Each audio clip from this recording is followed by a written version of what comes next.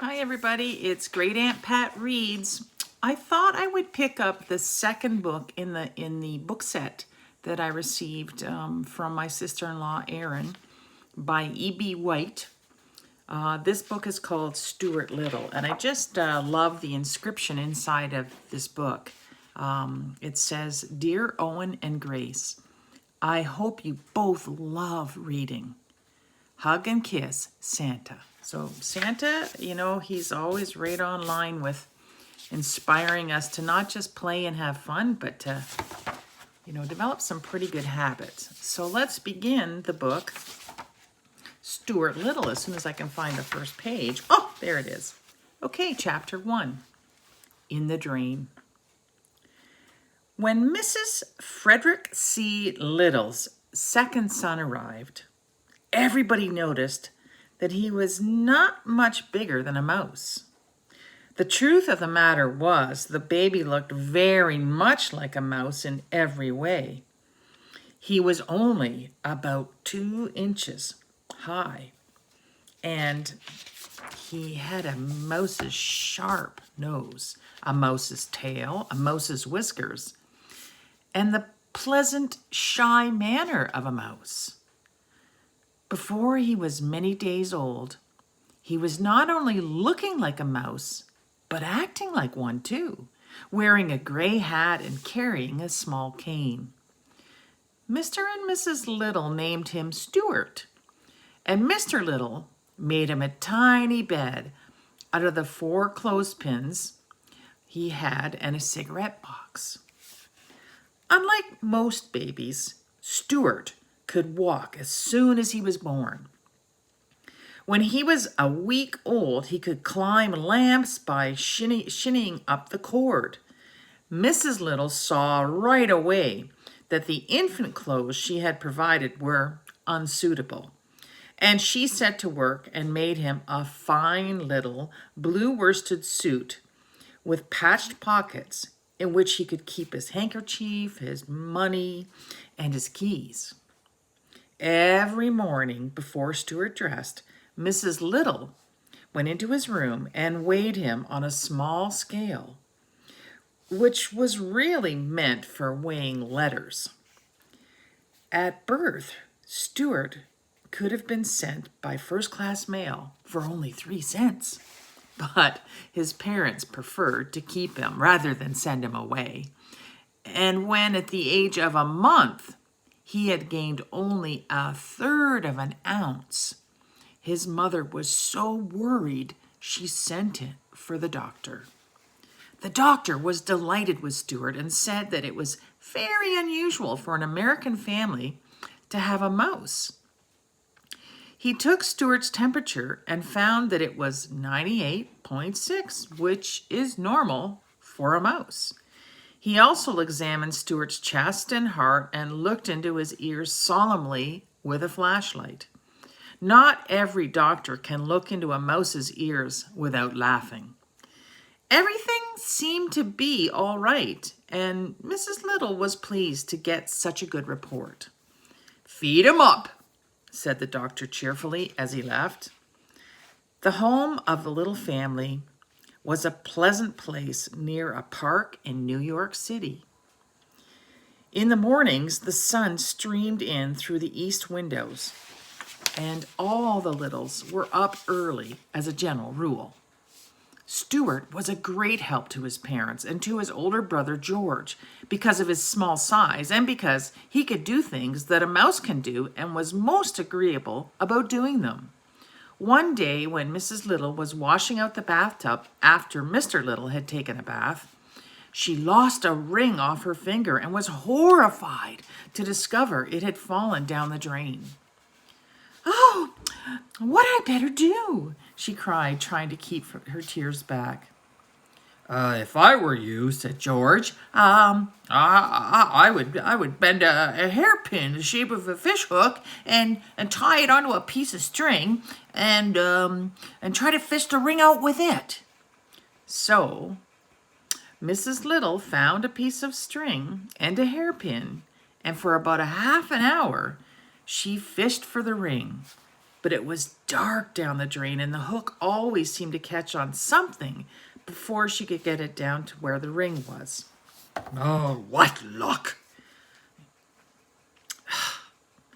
Mr. Little said, coming from the bathroom. Oh, I've had no luck at all, said Mrs. Little. That ring is so far down I can't fish it up. Well, why don't we send Stuart down after it? Suggested Mr. Little. How about it, Stuart? Would you like to try? Yes, I would, Stuart replied, but I think I'd better get into my old pants. I imagine it's wet down there.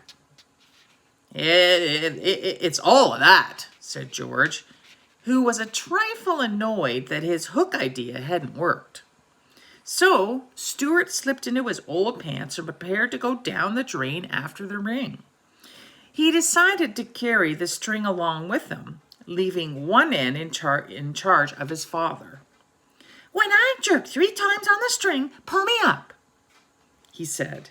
And while Mr. Little knelt in the tub, Stuart slid easily down the drain and was lost to view.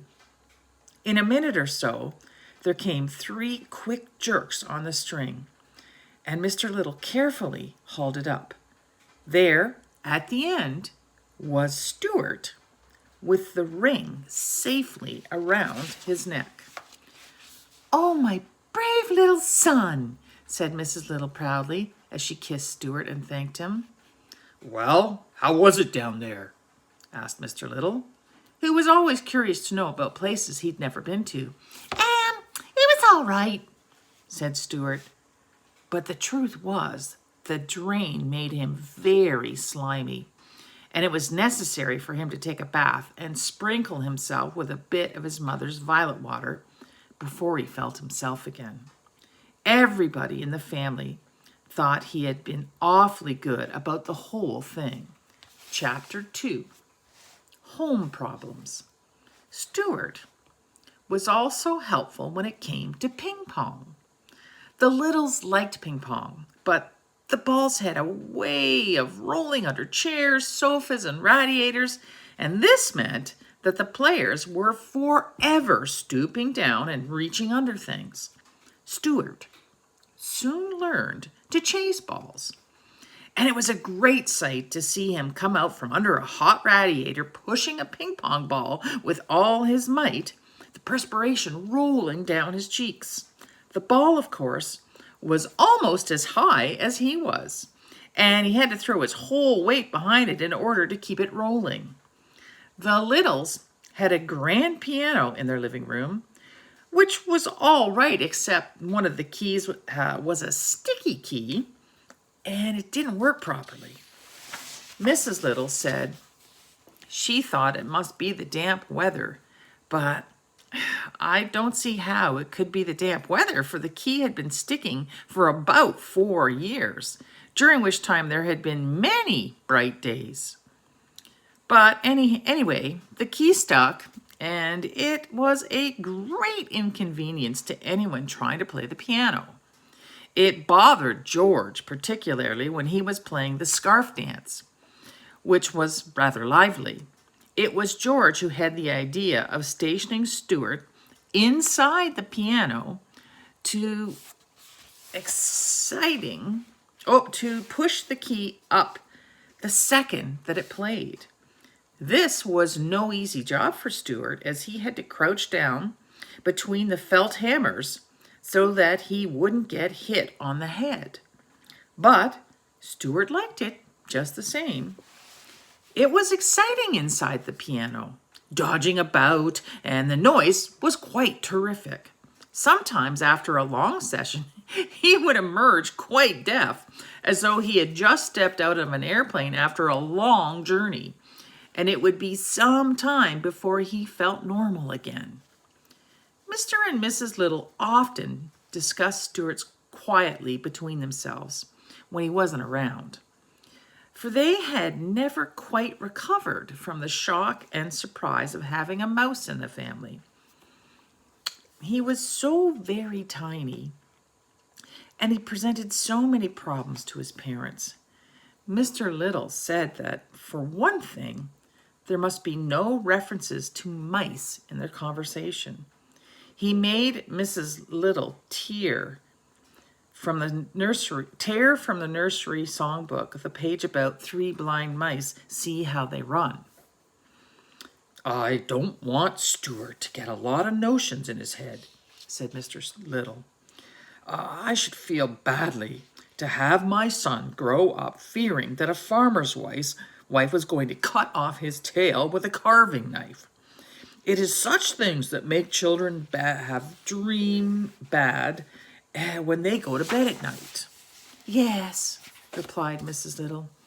And I think we had better start thinking about the poem "'Twas the night before Christmas, when all through the house not a creature was stirring, not even a mouse."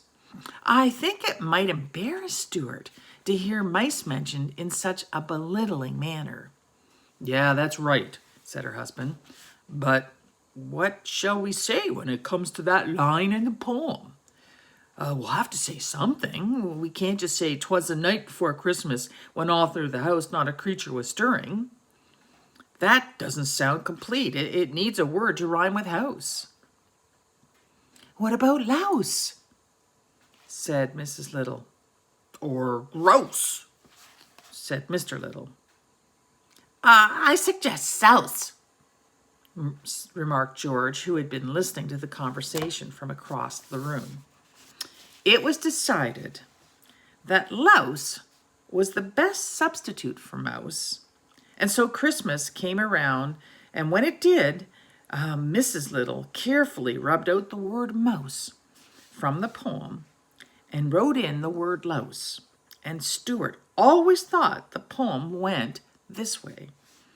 "'Twas the night before Christmas, when all through the house not a creature was stirring, not even a louse." The thing that worried Mr. Little most was the mouse hole in the pantry. This hole had been made by some mice in the days before the Littles came to live in the house, and nothing had been done about stopping it up. Mr. Little was not at all sure that he understood Stuart's real feelings about a mouse hole. He didn't know where the hole led to, and it made him uneasy to think that Stuart might someday feel the desire to venture into it. After all, he does look a good deal like a mouse, said Mr. Little to his wife, and I've never seen a mouse yet that didn't like to go into a hole. And that is the end of Chapter 1 and Chapter 2 of Stuart Little. Thanks for listening along. Bye-bye.